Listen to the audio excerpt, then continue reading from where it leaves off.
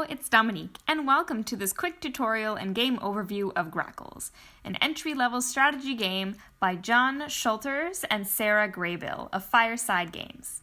Grackles can be played with 2 to 4 players, and is recommended for ages 10 and up. The box says the game will last around 30 minutes, and we'd say that's pretty accurate. As you can see on the back of the box, the goal of the game is to line up birds in a row on the telephone wire. The player with the most birds on the wire, or the most tokens on the board, is the winner. Opening up the box, you'll find the instruction sheet, the game tiles, the always handy player aid tiles, and the different colored tiles for each different player. So inside each bag there are 45 tokens and then 5 of these rotate tokens. Now to set up the game. So the game setup is the same regardless of the number of players you have. So just for the example, I'm going to set up a 2-player game between pink and green. So each player chooses which color they want and takes those tokens, as well as the player aid tiles, just in case they need it. So the next thing you do is you have to search through the game tiles and try to find these 2 starting tiles. So these tiles are distinguished from the others by having little black triangles on them, and then when you put them together, it actually makes a square. So the rest of the tiles get piled up and placed somewhere where all the players can reach them, but leave enough room around the starting tiles because we're going to be building off of these throughout the game to eventually have a 5x5 square, so all 25 tiles are going to be played. Now that we're set up, let's learn how to play. So like we saw before, the goal of Grackles is to use as many of your tokens as you can to make lines on the board. So let me just set a few tiles aside here just to give you an example of what that looks like. So if the tiles are lined up like this, we can see that there's a pink circle here and one over here in a straight line. So pink could make a line here by placing their first token on this circle and then all along to the last one here. So lines can be any length, so even 2 circles like this can make a line. You can also pass through other circles to make your lines long like this.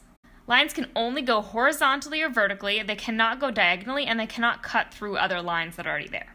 The winner of the game is whoever uses up the more of their tokens to make these lines. So obviously longer lines are going to use more tokens, but short little lines can also help you, they can add up. But players don't need to just make these lines, they actually also need to build the board to make the lines on. So if we go back into starting the game, the very first thing the first player is going to do is actually do this first option on the player aid tile. So you're going to draw and place a tile. So I'm going to pick up a tile and try to lay it in such a way that will help me make a line, but not help the green player get a line. The more people you play this with, the harder that is, which we think makes it more fun. So I can place a tile anywhere around the starting 2 tiles, and it does need to connect so it can't go diagonally. It's important also to note that the tiles can only be added to make a perfect 5x5 square. So tiles can be added anywhere as long as the line of tiles doesn't exceed 5. So the starting tiles also don't need to stay in the center of the square, they can kind of be wherever. So that is pink player's turn, so placing a tile. So the play moves to the next player. So the next option you have on your turn is to actually make a line. So green player can make a line here. So I'm going to take these tokens and lay them down to connect the 2 circles. And that's the end of the green's turn. So it goes back to pink. And then obviously the game goes on, and I'm just going to advance it a little bit to give you a better idea of what the next 2 options look like. The third choice is to extend the line. So let's say it's pink's turn, and pink notices that they can extend this existing line to make it longer. So they can take two more tokens and place them down, extending this line. It's important to note that when you're extending a line, you can't add on in any direction you want.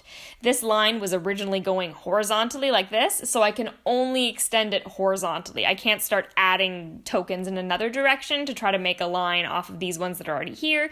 You can only extend a line in the direction that it's already going. However, lines can be extended more than once. So the last option you have on your turn is to rotate a tile. So that's what these other little rotate tokens are for. Each player has 5 tokens, so they can only rotate up to 5 times in a game. So let's say it's green's turn, and they would go ahead and discard one of these rotate tokens before turning a tile that doesn't have any bird tokens on it. And you might want to do this to, either help yourself make a better line, or you might want to mess up someone else's plans. But it's good to remember that you can only rotate a tile that doesn't have any bird tokens on it. Once a player is out of rotate tokens, they can't rotate tiles anymore, and the same tile can be rotated by any other players as long as they still have the rotate token. So the game continues on like this, with players taking turns up until the last tile is placed, making a 5x5 square, just kind of like this. At that point, play continues until no more lines can be made or extended. Once no one can do anything, the game ends. And then we found that the easiest way to figure out who won is to actually count how many tokens you have left in front of you at the end of the game, and whoever has the least, which means the most out on the board, is the winner. To offer a brief review, we enjoyed Grackles because of the easy setup, the easy-to-learn rules, and the well-made game pieces. I mean, a game that comes with little plastic baggies for the pieces always gives a good first impression. We find that the game is most fun when played with 4 people because it adds to the extra challenge of keeping others from making lines while trying to make your own. But for beginner gamers, playing the 2-player or a 3-player game is a really good introduction to this genre of abstract strategy games. Think the simplicity of Connect 4 with a little bit of checkers thrown in. So we know the game itself is pretty great, but we like to have an expert check out the box to let us know what they think.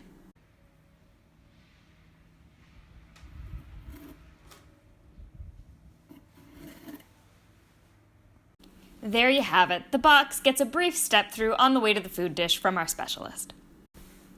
Thanks for stopping by, and happy gaming!